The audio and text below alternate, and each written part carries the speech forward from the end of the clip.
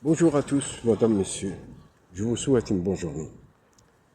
Madame, Monsieur, je voulais par cette intervention, par ce vidéo, de commencer une sorte d'introduction. Le but suprême de ce vidéo, c'est comprendre et saisir un petit peu le besoin, l'urgence de dialogue entre les gens, des cultures, ou surtout des religions différentes. Parce que, comme vous le savez très bien, l'humanité et tel ou tel peuple a vécu des tragédies énormes. Cela montre, c'est pas uniquement des crises géopolitiques au niveau mondial, mais elle montre un petit peu la crise de la morale de la civilisation moderne, c'est-à-dire une crise spirituelle. C'est pourquoi que je crois que l'urgence nous exige un petit peu de réfléchir sur le besoin, sur la nécessité de rétablir une vraie paix, un vrai dialogue entre les gens des cultures et des religions différentes. Et en particulier, Madame, Monsieur, surtout avec la faillite des discours, des idéologies qui portaient un regard de la haine, un regard de mépris sur l'autre, et qui véhiculent des discours de guerre entre les peuples, entre les gens des cultures, des religions différentes. Et des discours qui diabolisent telle ou telle religion, telle ou telle culture, pour des considérations économiques et matérielles. C'est pour ça que, et c'est pourquoi que nous sommes besoin, Madame, Monsieur, de réfléchir sur la nécessité d'un vrai dialogue. Un dialogue constructif, un dialogue institutionnel qui va aider les gens de le comprendre mutuellement, en même temps va aider les gens à éclairer en particulier les consciences des gens. C'est pourquoi que, Madame, Monsieur, je pense que le dialogue, entre guillemets, le dialogue interreligieux, a besoin d'être clarifié, a besoin d'être approfondi, a besoin d'être orienté par des objectifs réels, des objectifs objectifs, c'est-à-dire sur le terrain. En face, comme je l'avais évoqué, une crise énorme, une crise morale, une crise spirituelle, en même temps une crise de la loi internationale, où il y a tel ou tel peuple, menace de l'extermination. En même temps, il y a la haine, il y a une sorte de guerre spirituelle, si l'expression me permet. C'est pourquoi que nous sommes besoin, Madame, Monsieur, de développer, en même temps de promouvoir le projet de la fraternité universelle. Le projet de la fraternité universelle. En même temps de faire face à tous les problèmes de l'humanité, c'est-à-dire problèmes des guerres, des conflits, en même temps de cesser toute manipulation au nom de la religion, au nom de l'idéologie, etc. C'est pourquoi que nous sommes dans un contexte très critique, nous sommes dans un contexte très sensible, qui exige des mesures spirituelles, qui exige des mesures juridiques, qui exige aussi une vision, en même temps une culture de la paix, une culture de la paix réellement, en même temps à avoir cette culture, cette vision, ce dialogue entre les sociétés humaines avec leurs différences religieuses, philosophiques, civilisationnelles, c'est-à-dire un dialogue qui porte en elle-même la possibilité de rétablir ces valeurs sur le terrain. Sur le terrain. C'est pas un dialogue platonicien ou bien un dialogue des élites, mais un vrai dialogue. C'est pour ça que je lance mon appel à tous les dirigeants politiques à travers le monde et à tous les dirigeants religieux, en même temps des philosophes, des penseurs, des artistes, des citoyens du monde, à travers le monde, de réfléchir autrement, le vrai dialogue. en même temps d'éviter les défauts de dialogue constructif, ou bien des dialogues précédents, qui est basé sur les sentiments, qui est basé sur les bonnes paroles, mais sur leur terrain, rien n'a réalisé. C'est pourquoi que je voulais, madame, monsieur, de commencer mon intervention sur les religions, en particulier le judaïsme.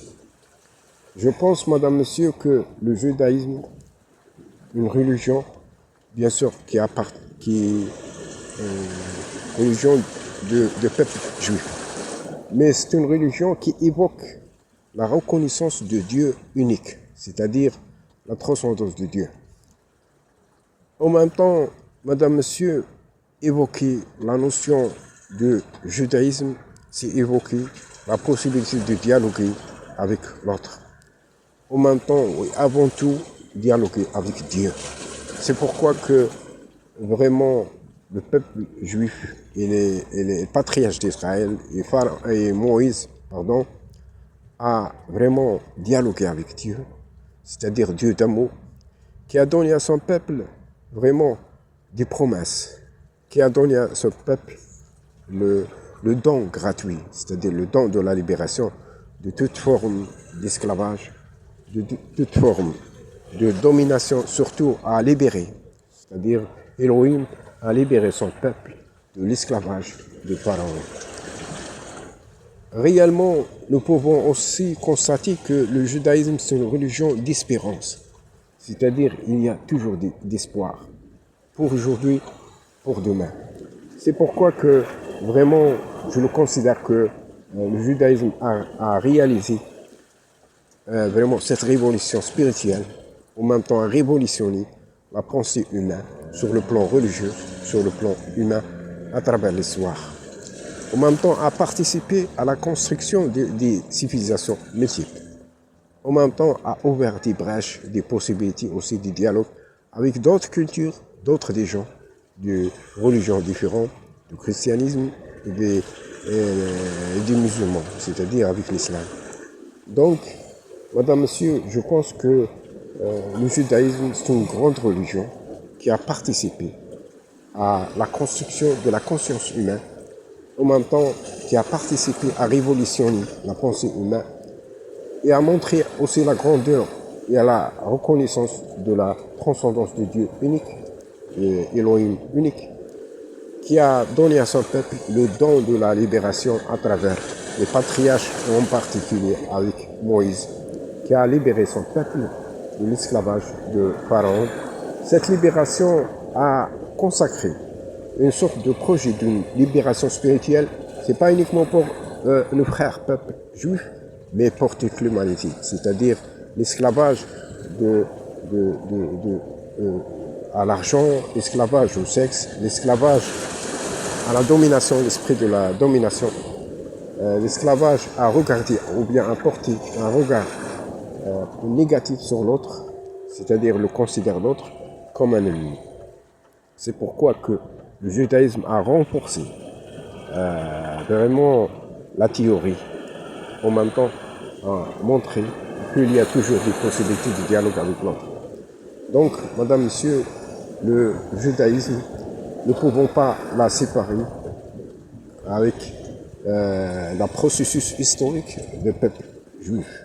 C'est-à-dire, c'est un processus qui est marqué par une grandeur spirituelle, une grandeur morale, une grandeur civilisationnelle.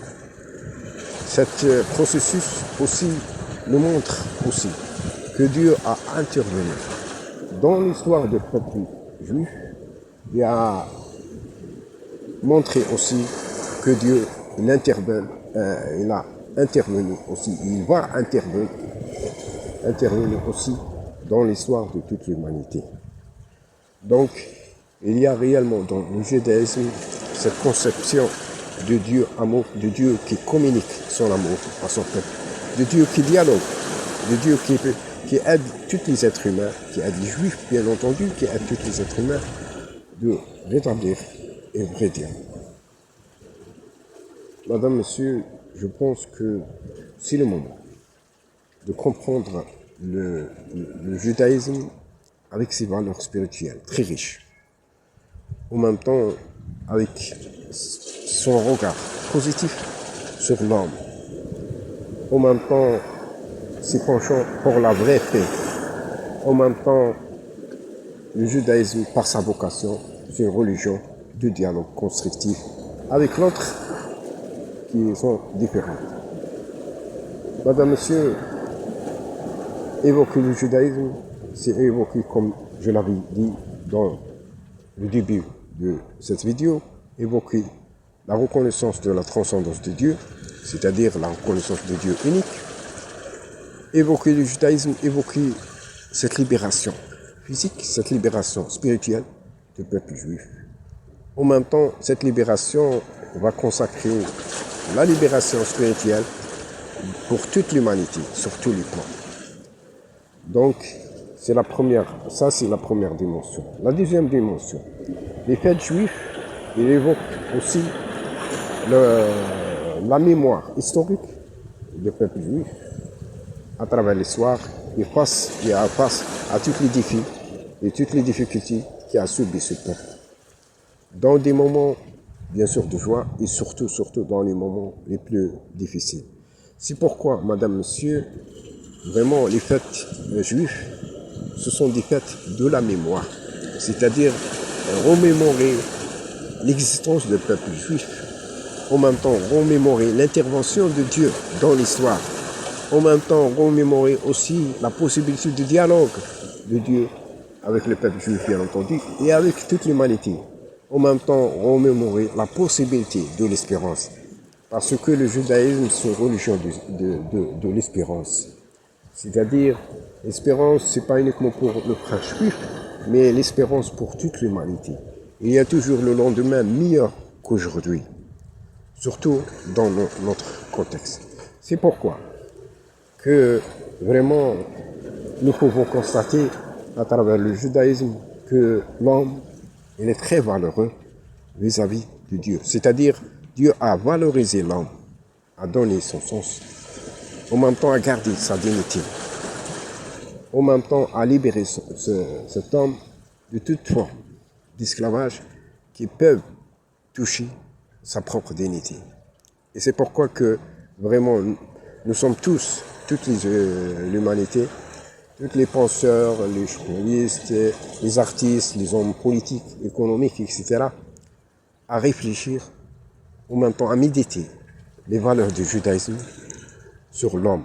Ce sont des valeurs qui valorisent l'homme, qui donnent sens à tous les êtres humains, en même temps à ouvrir des brèches et des possibilités de dialoguer avec l'autre, sans avoir des barrières idéologiques et religieuses.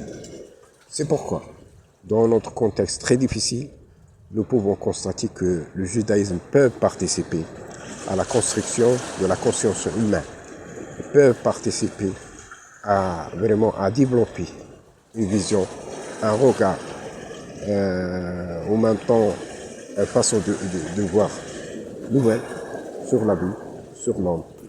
En même temps, peuvent participer aussi le judaïsme à promouvoir vraiment le projet de la fraternité universelle, sur tous les plans, et en particulier les plans de la relation avec l'autre qui sont différents, différents par la culture, par la religion, par la nation. En même temps de rétablir une vraie paix qui peuvent toute l'humanité vivre en harmonie, vivre en fraternité. Je répète, madame, monsieur, avant de terminer cette vidéo, que je le souhaite que ce dialogue entre toutes les gens de religions différentes soit un dialogue institutionnel, afin que nous puissions vivre les valeurs et les fruits de ce dialogue sur le terrain, en même temps d'éviter tous les défauts du dialogue précédent entre les gens des religions, des philosophies, etc. En même temps d'impliquer les citoyens, les gens simples, dans le dynamisme de ce dialogue entre les religions et les philosophies différentes, pour vivre la paix, pour vivre l'espérance qui est annoncée par le judaïsme, par toutes les religions.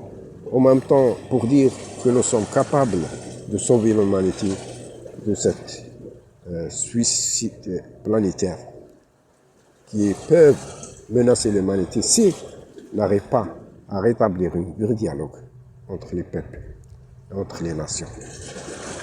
Madame, Monsieur, vraiment, le judaïsme a réellement une religion très riche sur le plan spirituel, sur le plan moral, sur le plan linguistique.